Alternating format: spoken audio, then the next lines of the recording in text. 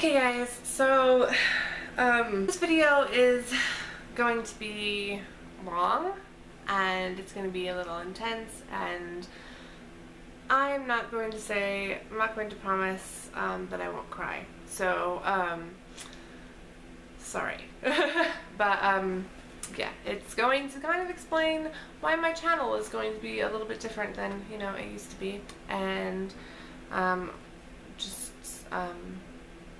yeah, I'll just get into it. So it'll also help you hopefully forgive me for not posting in the last couple weeks, and help you understand why. So I left off with Thursday after I'd had some bleeding on Wednesday. On Friday I had a little more bleeding like that, the whole like gush and then bleed thing, but it only happened it happened once.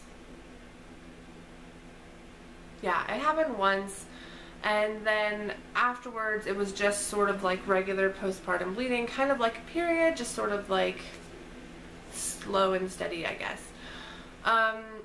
So I want to take a second and explain, and like, this is going to be kind of a very graphically detailed video as well, so if you are squeamish, I would avoid this video. I'm not going to show pictures or anything, but just, it's going to be very graphically worded. So to give you the idea, when I say gush, I mean I would move or something, or after I'd pump or I'd get up from the couch and I would feel a clot pass, and then I would just bleed, and I would instant soak a pad, and it would go down my leg, it would soak my pants, and then it would stop. And that's what I mean by these little like episodes that I was having. Anyway, so Friday I had one more, but it was less intense than the ones on Wednesday had been. One of the ones on Wednesday that I had called about, I literally lost like a mug full of blood. Like, I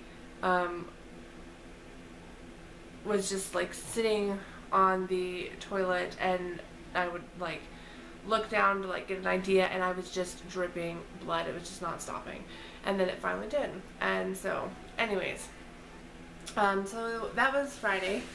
I went to bed that night like 11, and I had set my alarm for 4 o'clock. I was doing I was pumping every 3 hours, and then I would do one middle of the night pump around like 4 or 5, because I think I've read like 2 to 5 is like the best time to do like a middle of the night pump. So I had my alarm set for 4, and my husband had been up playing a game on the computer, and he came in to bed late at like 3 in the morning. And it woke me up enough that I realized I was a little full, and I figured, well, I'm awake, I will just go ahead and get up and pump now. And I sat up in bed, and luckily, because I was paranoid from the last few bleeding spells, I had actually laid down a hospital chuck on the bed just in case. So I sat up in bed and I felt it gush, and I was like, dang it.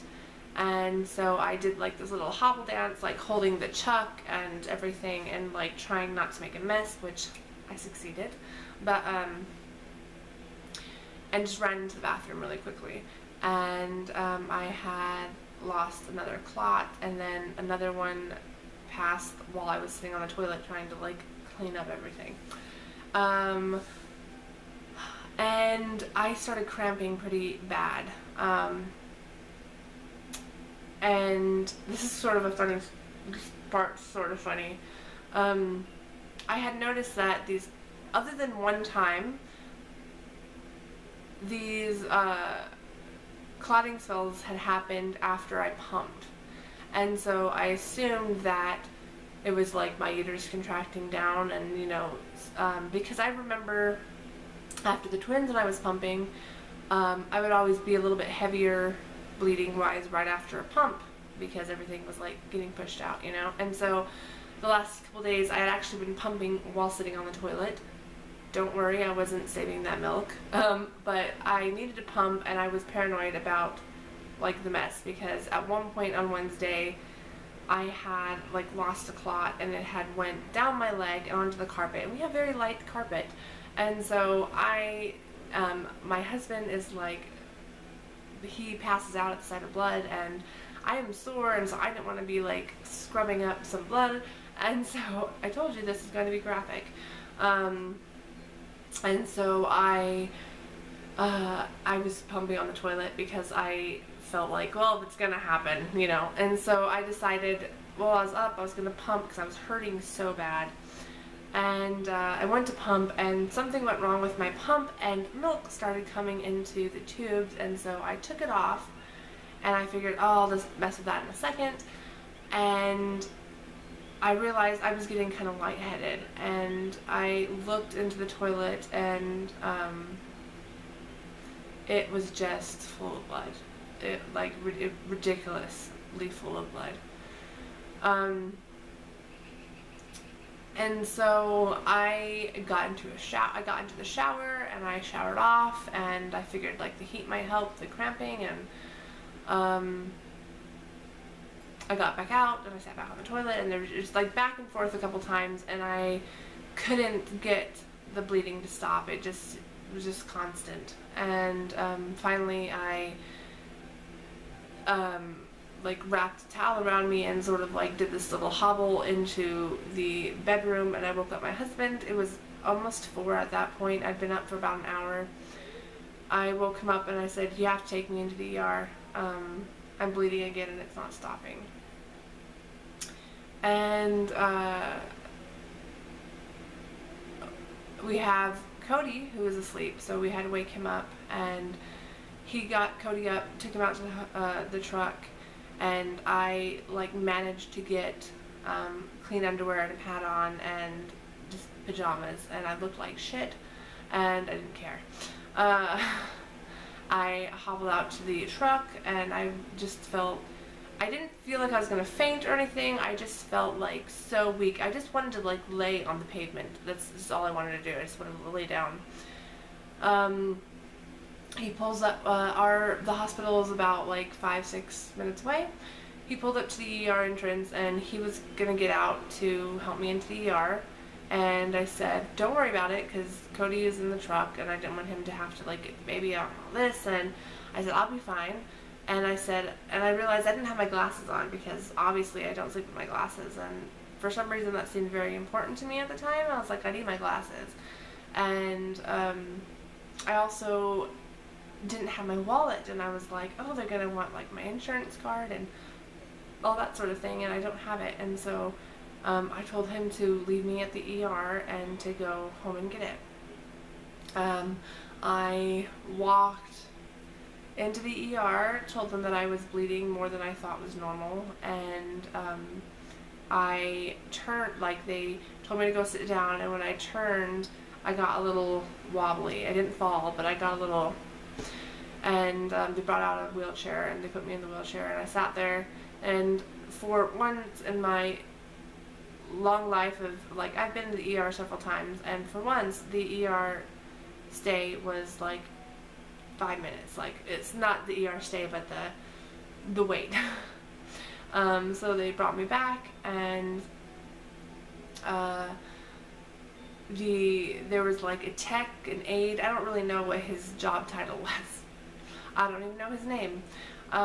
He was supposed to get me all like set up and ready, and so he gave me a gown. He says to change into it, and I remember thinking that they were going to think I was lying, because ever since I had got into the truck and had got to the hospital, I hadn't felt myself bleeding. And so I was like, I'm going to be like, oh, I'm bleeding so much, and they're going to look and be like, sure you are. Crazy person. And he left me, and I started getting into the gown, and I bent over, pulled down my pants and my underwear, and immediately clot. And fell out onto the floor. I'm sorry, really, I'm really sorry, but I feel like you have to know like the full story. So fell out onto the floor, and I am like mortified because I just see that I've just made a mess. And I start cramping again, and I'm like bleeding more, and I get everything on. I get the gown on. I remember like taking the pad and the underwear I was having, and I just threw it into a trash can because I just didn't even want to deal with it. I was like, Glenn can bring me new underwear. And somehow I had missed having like any blood on my pants, so I like very carefully folded up my pants, and I took off my shirt and I folded that up, and he came back in and looked and was like, "Oh, you are bleeding." And I said yes. And I laid down on the bed. He started getting like vitals and things, and then he left again, and he came back, and like, this is all a little fuzzy, so you're gonna have to bear with me, but might not necessarily be in this order, but basically he hooked an IV up into me. I asked for drugs because I was like, I need pain medicine because the cramping was so bad, and he took some blood. And in the meantime, I could feel clots passing, and it was like the weirdest feeling ever. I was laying there, and I could just feel like these warm clots passing, and then like these little gushes of blood, and I just knew I was soaking everything. And he looked and was like, "Oh my gosh!" And so he called the ER doctor back. He says, "I need you to get here sooner rather than later." And the ER doctor comes in, and he, like, the first thing, like, he kind of comes in, and he's like, "Hey, I've heard you had some bleeding," and like sees what's on the floor, and the guy's like trying to clean it up, and then he's like, "Okay, you've had a lot of bleeding." He scoots me down. They're doing stuff with my IVs and my arms. I don't even know what they're doing at this point. He scoots me down, the ER doctor scoots me down on the bed, puts my legs up in stirrups, and this other guy, there's like 3 guys in the room now, starts handing him these things. They're like these really long sticks, and they have like these roundish cotton balls on the end, but they looked like they were hard cotton balls. I don't know if that makes sense, but that's what it looked like. Don't know what it was. And he started using them to, I must guess, like evacuate these clots. And I heard him say, "Oh my gosh, there's another one," or something like that. And he's like pulling out clots and checking me, and it was not comfortable. And finally, whatever they gave me in my IV started helping, and so I got into the loopy phase again, but still aware of what was happening.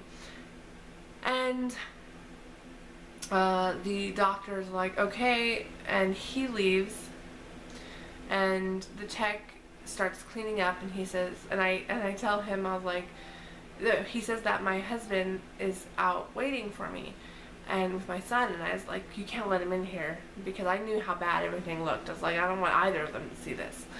And so the guy's like cleaning up, and cleans up like pretty much what he can. He throws a couple more blankets over me so that they can't see like what's under me, because I had soaked through like all the sheets and pads and everything that they had under me. And they all leave. My husband comes in, and he's like, "Well, like, what are they gonna do?" And I was like, "I don't know." I was like, "They'll probably give me some blood or something."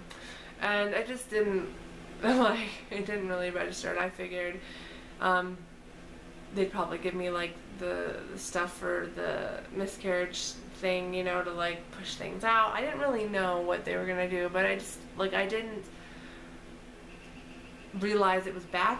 Like, I knew there was, I knew it wasn't normal, but I just didn't really think anything of it. And Cody was getting cranky, and Glenn wanted to stay until he knew what they were going to do, and I convinced him to leave and to take Cody back home and to get some sleep. Cody at least. And I said, "Don't worry," I was like, "in a couple hours they're going to release me, and I will call you and you can come pick me up." But I just didn't see the point in Cody being in the ER, and Glenn, you know, like, he doesn't do blood, and so I was like, it's not like he's going to be, you know, very supportive if he's like passed out. And so I just convinced him. He didn't want to. He fought it a bit, and I was like, no, really, it's going to be okay. Just months ago, and we talked a bit about like who should have the phone. We only have one cell phone, mine. He hates phones, so I was like, well, you should have the phone so you can call the hospital and see like what is wrong, or like what if they need to come, if I need to be picked up or whatever. I was like, because I could probably, I'm sure they have phones here, I could just call you. He's like, no, you should have the phone so you can just message me and update people and like call your mom and tell her that you're in the ER and that sort of thing. So he leaves the phone with me, takes my wallet because I realized I don't really need my wallet, and yeah. So I have my phone and he leaves, and the only way I know how to get a hold of him now is on like Facebook Messenger. We really need to get a phone. Shortly after he leaves, they are wheeling me back. They're wheeling me down to a different ER room. And I've worked in a hospital before, and my best guess is that the room they take me into is a trauma room.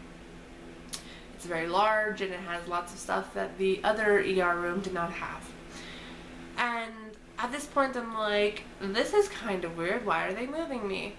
And I ask and they say, oh, this just allows us more people in here and it's not so crowded. And I said, that seems like I didn't say it, but I'm thinking in my head like, oh, that seems logical.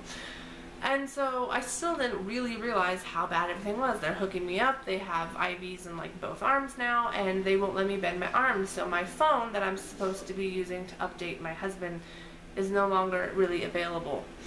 I'm holding it, but I can't do anything with it.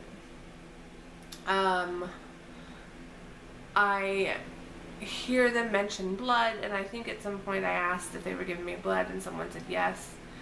And and then they came in and they had these medicine, these pills, and they gave me a shot in my butt, and then they inserted 8 suppositories also into my butt that were supposed to stop the bleeding. Worst, ugh.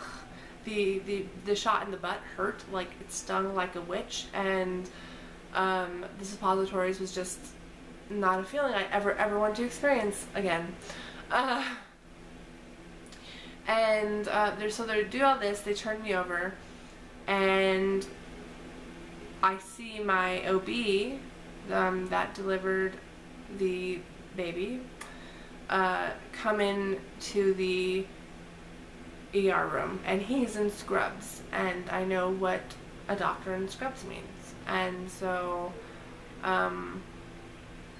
he comes in and says basically that they're going to do a D&C. He says he doesn't think that there's anything in there, but he's going to scrape it all out and see if, you know, that'll stop the bleeding. And I look at this tech, again, nameless guy, I have no idea who he was, and I asked him if he could take my phone and message my husband on Messenger and tell him what's happening. And luckily he said yes, and I was very, very thankful for him. I don't know who his name is. I don't know his name, but it helped, it relieved my mind. So he took my phone and was messaging and kind of trying to relay back what my husband was saying, and the OB comes back in and asks if my husband's here, and I said he wasn't because he's home with the baby, and he says if you can find a babysitter you should. And we didn't have one like offhand. We have a couple friends here, but I didn't know how to like get a hold of them. It was in the middle of the night, it was like 4 in the morning, and the doctor tells the tech to get a hold of my husband and tell him that he should try to get here. And they start wheeling me down to the operating room, and the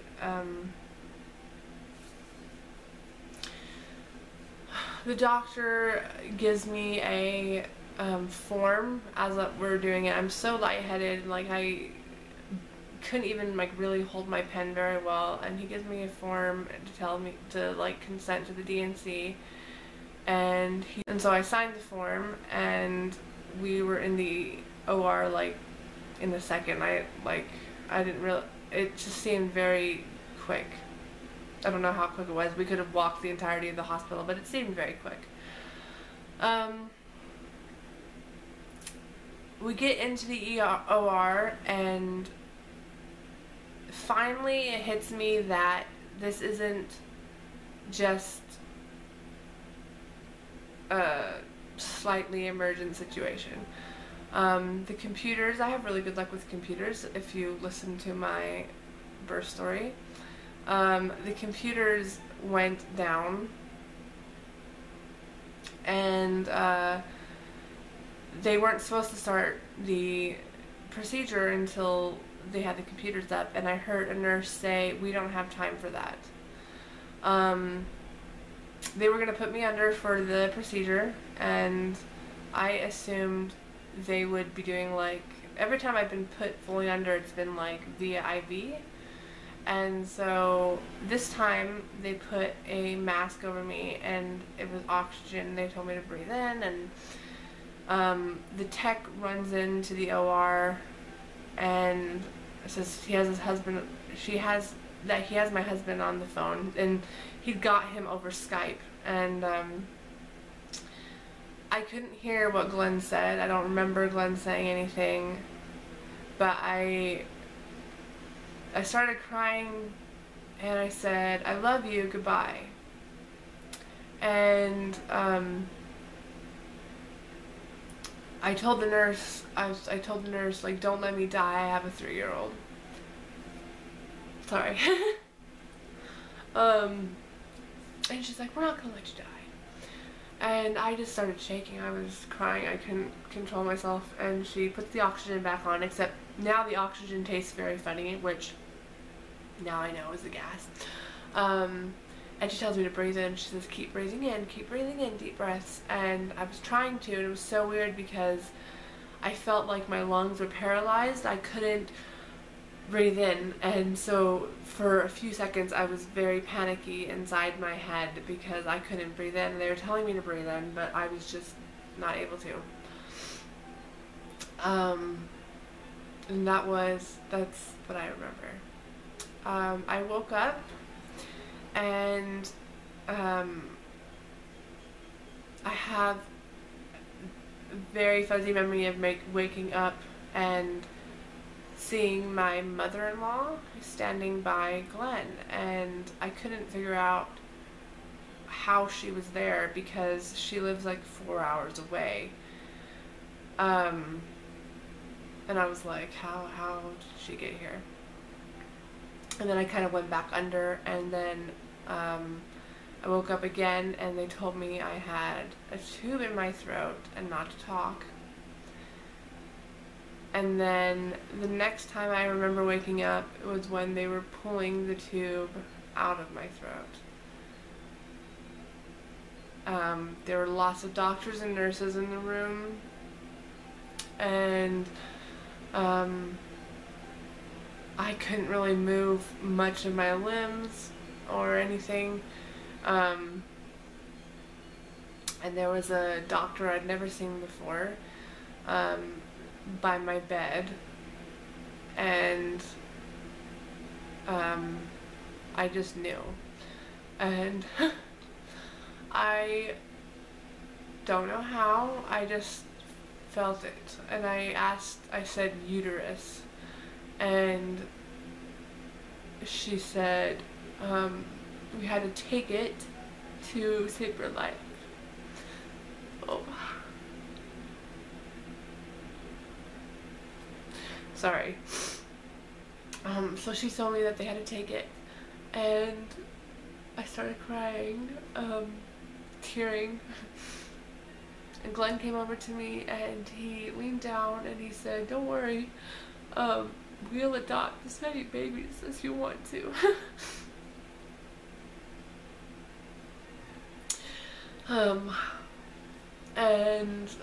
He held my hand, and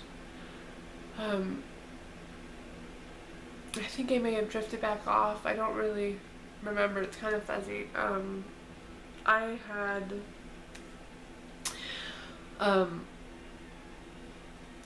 so much medicine in me, and everything. I just don't really remember. I found out, and I don't know exactly when I found out, my timeline could be a little fuzzy on this, but I found out that the reason why my mother-in-law was there was because I had been basically on life support for 11 hours. I'd lasted about a half hour in surgery before they had to intubate me and breathe for me and all that sort of fun stuff. So yeah, I've lasted about a half hour. The surgery had taken 2. I developed what is called DIC, which it's super long. You can Google it, but I'll tell you what it stands for. It is a disseminated intravascular coagulation. So short version is that my body overclotted, so it had clots, like all my blood was trying to clot, and then, which obviously can cause its own set of problems, strokes and that sort of thing, death.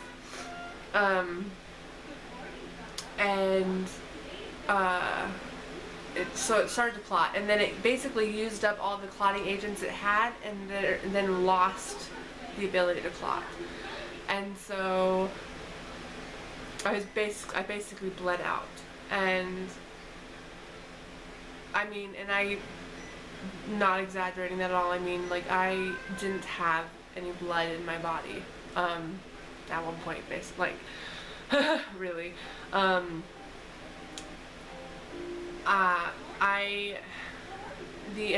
The surgeon who assisted, there was actually 3 surgeons helping. My OB called in a second OB, and then they called in a internal medicinist to also help. And she was really the one that saved my life. They couldn't get the bleeding under control, and DIC has a 50 to 75% death rate. So the second surgeon that came in told me later that when he walked in and saw me on the table, he didn't think I was gonna make it. He said there was just no thought that I was going to make it. I used the hospital's entire blood supply of blood. They had to call more in. They made plans to life flight me to a larger hospital, but at the same time they didn't really want to because I wasn't stable enough to really move me, but they didn't have the blood supply to keep me going because they were pouring it into me and it was just pouring out, basically. So I ended up having like 12 during OR and my stay in the ICU afterwards. Which is where I woke up. I ended up having 12 bags of packed red blood cells. I had like 8 or 9 bags of platelets, and similar 5 or 6 of plasma. And I was in DIC for 2 days. I did not have the ability to clot on my own. I had a drain in my abdomen because I wasn't clotting, and so even though they'd taken out the main source of the bleed, I was still bleeding out. And so they had to monitor that very closely. I have a couple pictures actually I'll post, but I don't want to say post, I'll add into this video. I had I forgot the technical term for it, but it's a direct line into, it's like interjugular direct line placed into my neck, and another one into this arm. This allowed them to basically pour blood into me. It got it in faster. My husband had to sign the decisions for that because I was out while that was all happening. They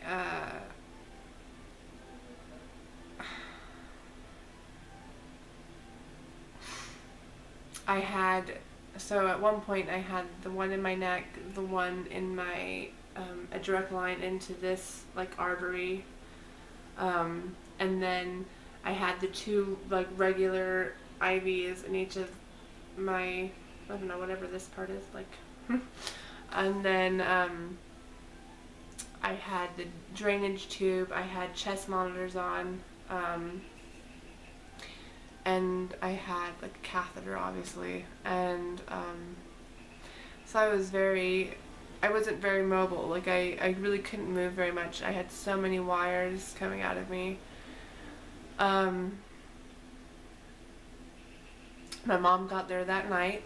They heard and they drove straight through from Arizona. It was like a 15-hour drive. They drove through. They got there.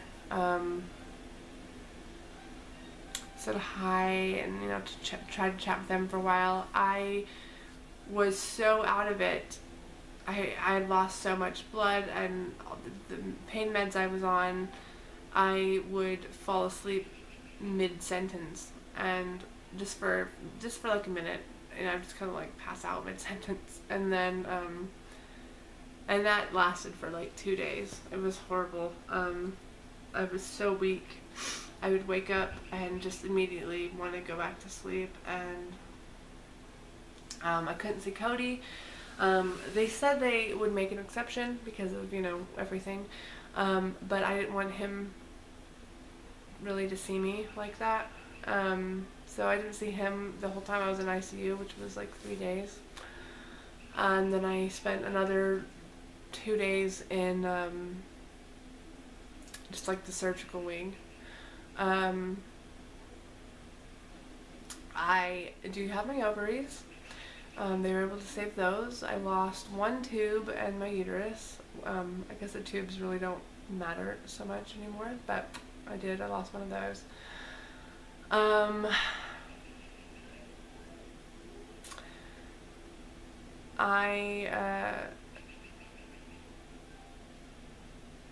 I didn't realize how close I was until after I got home, really.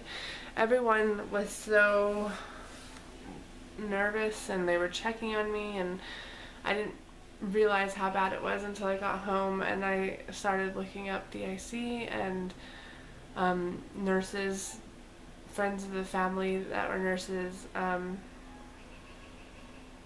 started telling me that I was the only person that they knew that had survived DIC. Another nurse told me that they call DIC death is coming because as soon as they hear that someone's in DIC, they just sort of acknowledge that they're probably not going to make it.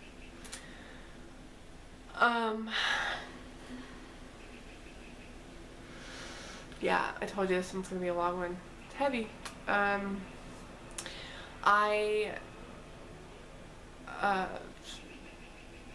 Slowly but surely every day something would be removed. They would take off. They took out this like 2 days before I left. They took out my arm one. The day before I left, they took out the drain, which was the weirdest and feeling ever. Like, it hurt, but it wasn't an intense pain. It was just very odd. They had this long tube inside of my abdomen, kind of up against like the incision and all of that, and so when they pulled it out, you could just feel it kind of rubbing up against everything, and it was not very good. I forgot to mention, I also had a NG tube, which is the tube that goes in your nose and down to your stomach. I had that. I had that for like 2 days, and it sucked, and I was awake when they pulled that out as well, and that was not comfortable.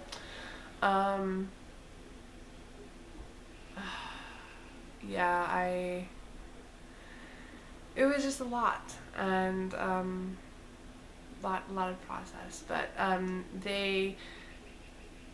hysterectomies now are performed vaginally usually.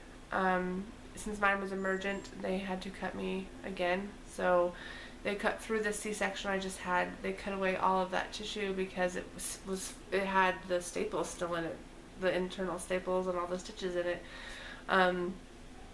They cut me hip to hip, so I have a nice, very long line on my abdomen now. And oh, sorry, I'm getting kind of lost.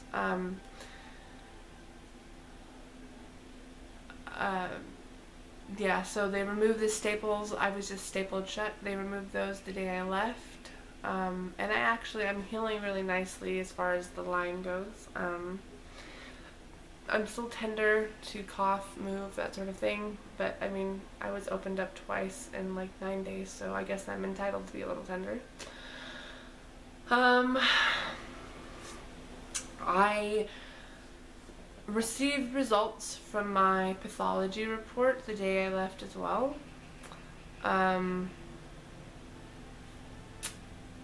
My placenta had, the baby's placenta, I don't know, had